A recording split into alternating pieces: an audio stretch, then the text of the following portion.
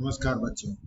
BA final का खंड ख जो आपका 30 नंबर का आएगा 5वां सेमेस्टर में। खंड ख जो हिंदी साहित्य का इतिहास पढ़ा था, पहले आदिकाल, भक्ति काल और रीति काल ये सेकंड में पढ़ा था। और अब आधुनिक हिंदी कविता यानी आधुनिक काल है।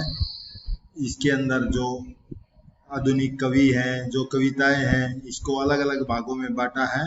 इसका हम अध्ययन करेंगे। इसमें 8-8 नंबर के 2 बड़े क्वेश्चन आएंगे। सबसे पहले हम आधुनिक हिंदी कविताओं का लेते हैं। हिंदी साहित्य का आधुनिक काल, इसमें आधुनिक हिंदी कविता का क्रमिक विकास, ये पहला प्रश्न है। आधुनिक हिंदी कविता का क्रमिक विकास का परिचय दे, यानी कि विभिन्न काव्य धाराओं का संक्षिप्त वर्णन करें। तो इसमें पहला का ये है, आधुनिक हिंदी काव्य का आरंभ भारतेंदु हरिश्चंद्र से माना जाता है। यानी भारतेंदु हरिश्चंद्र का जन्म 1850 में आया था। उनकी काव्य रचनाओं से ही इन्होंने 70 के आसपास कविता लिखी थी और बहुत सारे नाटक, निबंध आदि के प्रवर्तक थे। इसीलिए जो इनके और भी साथी थे साहित्यकार, उन्होंने भारतेंदु को की सबसे ज्यादा ग्रंथ थे, इसीलिए इनका नाम दे दिया है। इन्होंने ही राष्ट्रीय भावना पैदा करी थी। 1857 के बाद भारत में राष्ट्रीय भावना उत्पन्न हुई थी। इससे पूर्व हिंदी साहित्य में रीति कालीन काव्य की रचना हो रही थी, जिसमें न तो जो रीति काल में थे उसमें श्रृंगार की प्रधानता थी, बल्कि उन्होंने लक्षण ग्रंथ भी लिखे थे। ये कह रहा है कि रीति काल में न केवल श्रृंगार ग्रंथ थे, परंतु लक्षण थे, जो संस्कृत के ग्रंथों के लक्षण उदाहरण दिए गए थे। और रीतिकालीन कविता आश्रयदाताओं को प्रसन्न करने के लिए लिखी गई थी। और जब 1857 का प्रथम स्वतंत्रता संग्राम हुआ आजादी के लिए, उसके पश्चात देश में नई चेतना, राष्ट्रीय भक्ति का उदय हुआ, नई चेतना का उदय हुआ और भारतीय जनता स्वतंत्रता प्राप्ति के लिए कुलबुलाने लगी। यानी उनका खून क्या है, आजादी के लिए उत्तेजित हो गया। फलस्वरूप कविता जीवन से जुड़ गई है, पुरानी काव्य रूढ़ियां भंग होने लगी और राष्ट्रीय चेतना काव्य की रचना होने लगी। फलस्वरूप आधुनिक हिंदी काव्य का श्री गणेश हुआ। भारतेंदु हरिश्चंद्र आधुनिक काल के पहले कवि के रूप में प्रकट हुए हैं। सही मायने में उनकी कविताओं और साहित्य में भी पहली बार आधुनिकता के दर्शन होते हैं। आधुनिक युग को सामान्यतः 6 काव्य धाराओं में विभक्त किया है।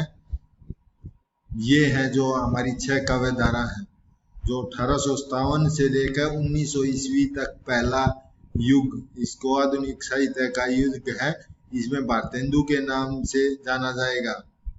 जो आधुनिक युग है, आधुनिक है जो पहला, आधुनिक में क्या आएगा, भारतेंदु काव्य धारा, इसकी विशेषताएं आएंगी। फिर द्विवेदी युग, महावीर प्रसाद द्विवेदी के नाम से ही काव्य धारा है। तीसरी है छायावादी। छायावादी 4 कवि थे, पंत, निराला, महादेवी वर्मा और जयशंकर प्रसाद। इसका काल क्या है, 1920 से 1936 तक प्रगतिवादी काव्य धारा है, 1936 से 1943 तक।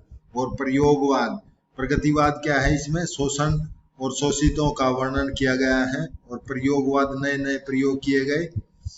और इसमें है 1943 से 1960 तक। और जो स्टोदरी कविता है, काव्य धारा है, वह 1960 से अब तक कही गई है।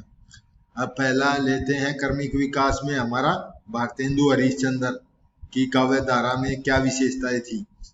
1857 से लेकर 1900 ईस्वी तक, इस काल के दौरान साहित्यकारों ने क्या क्या कविता रचना करी, उनकी प्रवृत्तियां और उनकी विशेषता आएगी। भारतेंदु युग आधुनिक हिंदी कविता का प्रवेश द्वार है। भारतेंदु ही आधुनिक हिंदी काव्य का प्रवेश द्वार है। स्वयं भारतेंदु ने हिंदी कविता को रीतिकालीन श्रृंगार प्रधान वातावरण से मुक्त किया और उसे जनजीवन से जोड़ा। क्या है, उसे श्रृंगार प्रधान जो वातावरण था रीतिकालीन, उसको बंद किया और जो जनजीवन था, जो दुख थे, अत्याचार हो रहे थे अंग्रेजों को, उन्होंने अपनी काव्य रचनाओं में वर्णन किया उनका। इस युग के प्रमुख कवि में भारतेंदु हरिश्चंद्र के अतिरिक्त कौन कौन थे, प्रताप नारायण मिश्र था, दूसरा अंबिका दत्त व्यास था, ठाकुर जगमोहन था, बद्रीनारायण चौधरी था और बालकृष्ण भट्ट था और बालमुकुंद गुप्त और किशोरीलाल गोस्वामी आदि के नाम गिनाए जा सकते हैं जो भारतेंदु के समकालीन थे। इस युग की कविता में प्राचीन और आधुनिकता के समन्वय देखा जा सकता है, यानी प्राचीन का भी भक्ति भावना भी थी और आधुनिकता जो राष्ट्रीय के प्रति देशभक्ति थी, सामाजिक जागरण था, उनका वर्णन किया गया है। विशेषकर भारतेंदु के काव्य में यदि भक्तिकालीन भावना, जो भक्तिकालीन राधा कृष्ण की भक्ति है, और रीतिकालीन श्रृंगार भावना, थोड़ी थोड़ी रीतिकालीन श्रृंगारिता भी थी। और भारतेंदु युग के काव्य में राष्ट्रीय चेतना, सामाजिक जागरण, हास्य व्यंग्य, प्रकृति चित्रण और भाषा प्रेम संबंधी विशेषताएं देखी जा सकती हैं। इस युग में सर्व प्रमुख उपलब्धि है कि देश की जनता की भावना और समस्याओं को काव्य का स्थान प्राप्त हुआ था। काव्य जगत में इससे पहले लोगों की जो सामाजिक वर्णन है, सामाजिक जागरण है, समाज के लोगों का उनकी दुख कष्टों आदि को कोई वर्णन नहीं करता था, परंतु उनकी समस्याओं को भारतेंदु ने अब स्थान दिया था। इस युग के कवियों ने भारतवासियों की सामाजिक, आर्थिक, राजनीतिक दशा का यथार्थ माने हूबहू चित्रण कर दिया था। समाज सुधार तो इस काव्य का प्रमुख स्वर था। समाज को सुधारना, समाज में जो बुराइयां थी, अनपढ़ता, छुआछूत थी और जाति प्रथा थी और पढ़ाई, स्त्रियां को पढ़ने की प्रेरणा दे रहे थे। इन कवियों ने अतीत का गौरवगान करते हुए भारतवासियों को आत्मा स्वाभिमान की भावना उत्पन्न करने का प्रयास किया। इस युग का काव्य अपने युग का प्रतिनिधि करता है और खड़ी बोली में काव्य रचना छुटपुट यानी थोड़ी मोड़ी कविताएं खड़ी बोली में लिखने लगी थी, नहीं तो ब्रज भाषा का ही काव्य रहा था, ब्रज भाषा का। अब अगला है द्विवेदी काव्य धारा। ये महावीर प्रसाद द्विवेदी के नाम पर है। यो 1900 संवत से लेकर 1920 तक काव्य धारा है। इसमें सरस्वती प्रकाशित हुई थी 1900 ईस्वी में। इसने क्या किया, जो खड़ी बोली है उसको शुद्ध भाषा में लिखना, उसकी व्याकरणिक त्रुटियों को दूर करने का काम किया। जो 1900 ईस्वी में प्रकाशित सरस्वती पत्रिका से द्विवेदी युग का आरंभ माना जाता है। 1903 में आचार्य महावीर प्रसाद द्विवेदी ने सरस्वती पत्रिका का संपादन नियुक्त हुए थे। वे अपने युग के कवियों को काव्य और भाषा सुधार संबंधी दिशा निर्देश देने लगे थे। उन्होंने बहुत बड़ा योगदान है खड़ी बोली को काव्य भाषा में, कविताओं में लिखने का। उनकी जो त्रुटियां थी उनको दूर करने का दिशा निर्देश देता था। इस युग में खड़ी बोली का युग माना जाता है, क्योंकि इस काल में खड़ी बोली के साहित्यिक रूप का विकास हुआ। महावीर प्रसाद द्विवेदी के अतिरिक्त और कौन कौन कवि थे? श्रीधर पाठक था, अध्याय सिंह हरिओं जो तुमने BA सेकंड में पढ़ा, पवन दूती, और मैथिली शरण गुप्त था जो सेकंड में पढ़ा है, और राम नरेश त्रिपाठी, सियाराम शरण गुप्त, रामचरण उपाध्याय, माखनलाल चतुर्वेदी आदि इस युग के प्रमुख कवि थे। इस युग की आदर्शवादी काव्य धारा का युग कहा जाता है। इस युग में भारतेंदु कालीन प्रवृत्तियों का भी विकास हुआ है। इन कवियों को काव्य में क्या क्या विशेषताएं हैं? राष्ट्रीयवादी यानी राष्ट्रीय जागरण, देश के प्रति क्रांति करना, और समाज सुधार, समाज में जो बुराई थी जैसे सती प्रथा थी, दहेज प्रथा थी, अनमेल विवाह थी, उन बुराइयों को उन्होंने कविताओं के माध्यम से वर्णन किया है। भारत का गौरवगान करना, प्रकृति वर्णन, इतिवृत्तात्मकता क्या है? किसी भी तथ्य को इतनी खुल्लम खुला लिख देना, उसको इतिवृत्तात्मक कहा जाता है। और अगला क्या है? भाषा सुधार आदि कुछ प्रवृत्तियां देखने को मिलती हैं। इस युग में काव्य वर्णन प्रधान इतिवृत्तता होने के कारण उपदेशात्मक भी था। इतिवृत्तात्मक में किसी तथ्य को बहुत बड़ा चढ़ाकर उसको अध्याय में वर्णन करना, उसके साथ उपदेशात्मक भी। फलस्वरूप इस युग की कविताओं में शुष्कता और निरसता आ गई, यानी कि पौराणिक तथ्य, जो पौराणिक क्या है, भगवानों का वर्णन करने से इसमें निरस हो गया। इसीलिए साकेत, प्रिय प्रवास इस युग के दो महान काव्य हैं। और खंड काव्य और मुक्तक पर गीत भी लिखे गए। भारतेंदु इस युग में भी अनुवाद कार्य हुआ। भारतेंदु के समान ही, भारतेंदु में होता था ना, ऐसे ही इसमें भी होने लग गया। अगला है छायावादी काव्य धारा। छायावादी काव्य धारा क्या है? इसमें छायावादी में 4 कवि हैं। द्विवेदी युग की उपदेशात्मकता और इतिवृत्तात्मकता की प्रक्रिया में छायावादी काव्य धारा का विकास हुआ। जयशंकर प्रसाद इस काव्य धारा के प्रवर्तक हैं, यानी कि आरंभ करता है। और अन्य कवियों में कौन है? मैंने 4 बताए थे, पंत निराला, महादेवी वर्मा और रामकुमार वर्मा, सुभद्रा कुमारी चौहान के भी नाम गिनाए जा सकते हैं। आधुनिक हिंदी कविता में छायावाद काव्य को आधुनिक काल का सौवर्ण युग काव्य कहा जाता है। क्या कहा जाता है इसे?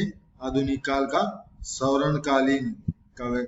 इसमें प्रमुख विशेषता थी व्यक्तिगता। आदमी अपने ही सुख दुख का वर्णन करता है। प्रकृति सौंदर्य, प्रेम, अभिव्यंजना, श्रृंगारिकता, रहस्यानुभूति, राष्ट्रीय जागरण, वेदना और करुणा की भावना काव्य धारा विशेषताएं थी। और प्रकृति चित्रण में इन कवियों ने विशेष सफलता प्राप्त करी है। कहीं कहीं तो कवि प्रकृति के भीतर उस विराट उपस्थिति का अनुभव करने लगते थे। छायावादी कवियों ने भले ही प्रेम और श्रृंगार का वर्णन किया है, लेकिन यह वर्णन मासल न होकर सूक्ष्म और उदात्त था। उदात्त माने बहुत ही बढ़िया था, बहुत ही अच्छा था, कोमल था। और छायावादी कवियों ने लाक्षणिक और प्रतीकात्मक शैलियों का प्रयोग किया, लक्षण दे करके वर्णन किया है। भारतीय अलंकारों के साथ साथ पश्चिम के अलंकारों का भी खुलकर प्रयोग हुआ है। और क्या क्या थी इसमें? प्रतीकात्मकता, चित्रात्मकता, मुक्त गीति शैली, कोमल कांत पदावली आदि अभिव्यंजना की शैली प्रमुख विशेषताएं थी। जैसे कामयानी थी, कामयानी का आनंद सर तुमने पढ़ा है। पल्लव, परिमल, यामा, राम शक्ति पूजा आदि प्रमुख रचनाएं हैं। अगला प्रगतिवादी। प्रगतिवाद क्या है? प्रगतिवाद है शोषण और शोषक का वर्णन करना। इस काव्य धारा में 1936 से माना जाता है। छायावादी कवियों में व्यक्तिगता और पलायनवादिता की प्रक्रिया के रूप प्रगतिवादी काव्य धारा का आरंभ हुआ। राजनीति के क्षेत्र में इसे मार्क्सवाद भी कहते हैं। मार्क्सवादी कौन था? रूस का था मार्क्सवादी। साहित्य के क्षेत्र में प्रगतिवाद कहते हैं। इस कविता का लक्ष्य समाजवादी व्यवस्था की स्थापना करना था। इसमें कौन कौन थे? पंत निराला, महादेवी वर्मा, दिनकर नागार्जुन आदि नवीन काव्य धारा के प्रमुख कवि थे। इन्होंने क्या करा? शोषकों के प्रति घृणा और शोषितों के प्रति सहानुभूति, समाज जागरण और सामाजिक रूढ़ियों का विरोध करना इस काव्य धारा का प्रमुख कारण था। अगला है प्रयोगवाद। प्रयोगवाद क्या है? प्रयोगवाद काव्य धारा 1943 से 1960 तक है। आधुनिक हिंदी काव्य धारा का अगला सोपान प्रयोगवाद है। 1943 में तार सप्तक से माना जाता है। जो हमारे आज्ञा थे उन्होंने तार सप्तक का प्रकाशन किया। इसके संपादक आज्ञा थे। इसमें कौन कौन आए? मुक्ति बोध, नेमी चंद्र जैन, भारत भूषण अग्रवाल, प्रभाकर माचमे गिरी, जाकुमार माथुर और रामविलास शर्मा। 1951 में दूसरा सप्तक प्रकाशित हुआ। लेकिन 1953 में प्रयोगवादी काव्य धारा नई कविता के रूप में विकसित हुई। 1954 में नई कविता हुई। नई कविता मुक्त कविता कही जाती है। इसमें क्या क्या थी? व्यक्तिगता और सामाजिकता, निराशा, वेदना, नास्तिकता, आस्था, नास्ता, संवाद, यथार्थ चित्रण इस काव्य धारा की प्रमुख विशेषताएं हैं। इस काव्य धारा में नवीन भाषा और नवीन छंद योजना, नवीन उपमान, प्रतीक, नवीन बिंब विधान भी देखने को मिलते हैं। इन कवियों ने मुक्त छंद को ही अपनाया था। मुख्य कारण क्या था? जो प्रयोगवाद में नई व्यवस्था की अभिव्यक्ति को अधिक प्रभावशाली अभिशाली के रूप में, कथ्य रूप में होने लगता था। अगला है स्ठोदरी। स्ठोदरी में क्या कह रहा है? स्ठोदरी माने जो 1960 के बाद आरंभ हुई उनको स्ठोदरी कहते हैं। इस युग में हिंदी साहित्य में असंख्य आंदोलन चले। इस युग में कविता को अनेक संज्ञाएं दी। कबीर पंथी, अस्वीकृत, सीमाकांत, परंपरावादी, नूतन, नाटकीय नाम भी दिए। ये समकालीन कविता कहना अधिक तरंग संगत है। मुक्तिबोध, धूमिल, केदारनाथ, लीला दर्जगुड़ी, मनोज सोनकर, बलदेव वंशी, कुमार विकल इस काव्य धारा के प्रमुख कवि थे। इन्होंने किसका वर्णन किया है? आर्थिक, सामाजिक चेतना और राजनीतिक चेतना, तीव्र व्यंग्य, यथार्थ और सांस्कृतिक विभिन्नता, अश्लीलता इस काव्य धारा की प्रमुख विशेषता है। अतः आधुनिक हिंदी कविता भारतेंदु युग से आरंभ होकर निरंतर प्रवाहमान है। आज भी हिंदी का कवि व्यक्तिगत सुख दुख का वर्णन करने में उलझा हुआ, लेकिन हिंदी कवि आधुनिक समाज और उसकी आवश्यकता से बेखबर नहीं है। समकालीन विषमता और विसंगतियों को इस काव्य में अभिव्यक्त किया गया है। धन्यवाद।